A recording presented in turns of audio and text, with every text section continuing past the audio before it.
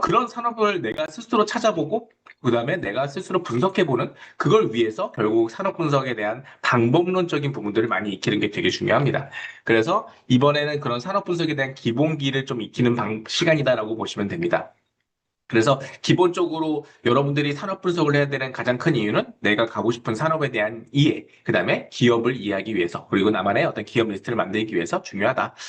실제로 여러분들 퀴즈입니다. 2020년 코로나 시기 가장 채용이 활발했던 산업은 어떤 산업이었죠? 아까도 얘기했는데, 정말 감사합니다. 여러분들 정말 강의 잘 들어주셨군요. 감사해요. 네, 맞습니다. IT였습니다. 그럼 반대로 가장 안 좋았던 것은 어딜까요? 코로나 때 여러분, 제조업 맞습니다. 제조업도 정말 안 좋았죠. 제조업도 정말 힘들었는데 더 힘들었던 데가 있죠. 어디예요? 서비스업, 그렇죠. 여행업, 서비스업, 맞아요.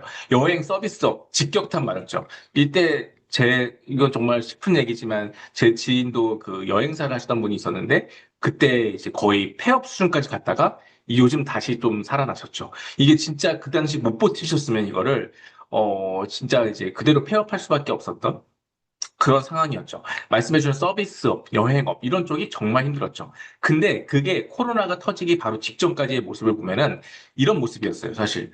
항공업계, 신규 채용, 순항. 그래서 승무원 준비하시던 분들, 그 항공업계 준비하시는 분들은 굉장히 좀 어떻게 보면 잘 준비하고 계셨습니다. 근데 어느 한순간에 2018년, 2019년 하반기에 갑작스럽게 코로나라는 어떤 질병이, 확산이 되는데 다들 처음에는 어떻게 생각했냐면은, 이거 금방 끝나겠지.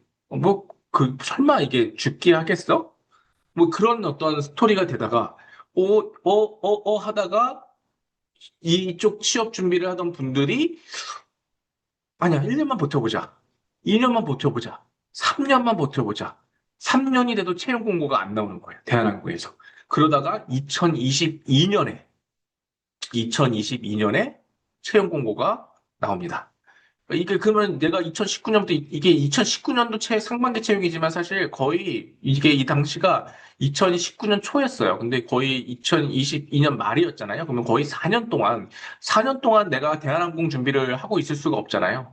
그럼 4년 동안 나는 정말 말 그대로 취업도 못하고 아르바이트만 하고 뭐 그렇게 되는 상황들이 있었던 거죠.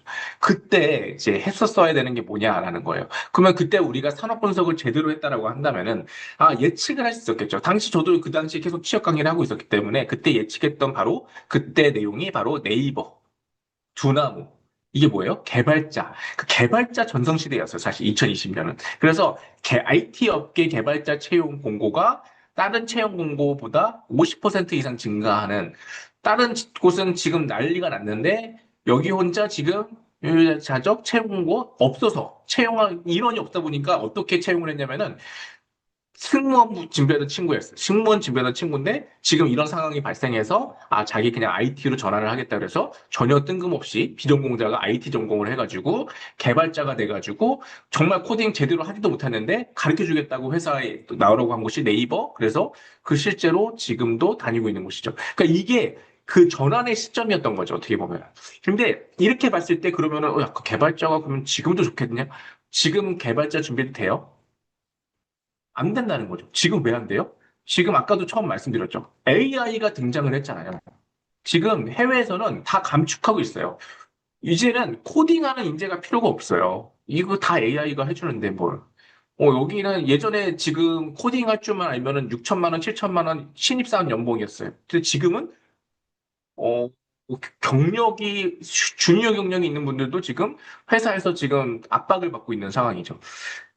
이런 현상이 발생하는 거예요. 그래서 근데 무작정 지금 이 산업의 흐름을 굉장히 잘 읽어야 됩니다. 아까 말씀드렸던 2차 전지도 똑같은 내용이에요. 2차 전지 채용이 너무 잘 되다 보니까 다들 2차 전지 학과로 막 진학을 다 합니다. 2차 전지 학과로. 근데 졸업할 때 되니까 2차 전지 캐즘으로 인해서 채용을 안 해요. 그럼 이 친구들이 다음 선택지가 어떻게 돼요? 대학원이에요. 대학원까지 가요. 근데도 채용이 많지가 않아요. 그래서 신입사원의 대학원을 졸업하면 보통 R&D로 가야 되는데 대학원까지 가서 신입 품질 쪽으로 지원을 해요. 그러면은 기업 입장에서는 야, 대학원까지 왔던 친구가 품질을 하러 왔네? 고맙네? 하고 채용을 하는 거죠. 그러면 지금 학과 생신입 지원했던 친구들은 또 경쟁이 되는 거죠. 그러니까 이런 좀 악순환적인 부분들. 이게 결국에 산업 분석이 중요한 이유입니다. 그래서 여러분들은, 결국에 잘 분석을 해야 된다는 거. 내가 앞으로 지원해야 될 산업, 이 산업이 어떻게 성장할 수 있는 곳인가. 정말 1년, 내가 10년은 적어도 내가 여기서 일을 할 수 있는 곳인가, 일을 할 수 있는 산업 곳인가, 그런 것들을 잘 조사하고 그런 부분들이 나중에 어디에 쓰이냐면 여러분 면접 때 다 쓰입니다. 이 취업, 이거 해갖고 뭐가 도움이 됩니까? 여러분들 앞으로 방향성을 정할 수도 있지만 가장 좋은 건 뭐냐면은 여러분 취업 준비가 같이 되는 거예요. 여러분들이 지원하는 이 유통 물류업계 산업에 대한 공부를 오늘 할 거고 그런 어떤 소비 트렌드에 대한 이해가 왜 중요한가? 유통 물류에서 가장 중요한 건 소비 트렌드거든요. 소비 트렌드를 알아야 우리가 그 변화를 인지하고 그 변화에 맞는 서비스를 제공할 수가 있거든요. 그래서 그런 것들을 우리가 알려면 결국 산업 분석을 해봐야 된다. 그래서 아까 이거 봤던 표인데 결국에는 산업 분석은 경제 현황, 환율의 변화, 그리고 뭐 그 전쟁 이슈, 바이러스 이슈, 금리 이슈 이런 것들이 어떻게 우리 산업에 영향을 끼치고 있는지를 계속적으로 봐야 되죠. 그러니까 실제로 아까 잠깐 예시를 들었지만 이거는 실제 사건인데 러시아 우크라이나 전쟁이 여러분들 우리가 딱 터졌을 때 그때가 그 베이징 올림픽 끝나고 나서였어요. 근데 이 전쟁이 터졌을 때 들었던 생각이 뭐냐면은 야, 러시아가 도대체 3개월이면 전쟁 끝낼 수 있겠지였어요. 다들. 코로나 때랑 똑같습니다. 이거 3개월이면 끝나겠지. 3년 넘게 걸렸잖아요. 여기도 마찬가지로 러시아 우크라이나 전쟁이 터졌을 때, 이제 뭐 3개월이면 끝나겠지 했는데, 아직까지도 전쟁이 안 끝나.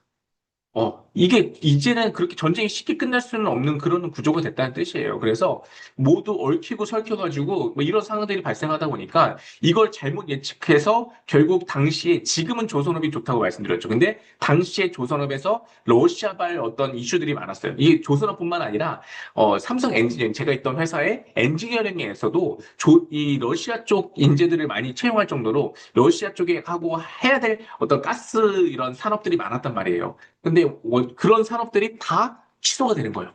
그러다 보니까 자연스럽게 지금 어떻게 보면 그 업종인들이 아직까지도 회복을 못하고 있죠. 그래서 이런 이슈들을 우리가 잘 체크를 해야 되고 실제로 그런 것들을 봤을 때 이것도 아까 잠깐 본 거지만 결국에는 이 글로벌 공급망에 대한 이슈가 제일 큽니다, 지금. 그러니까 SCM이 지금 전 세계적으로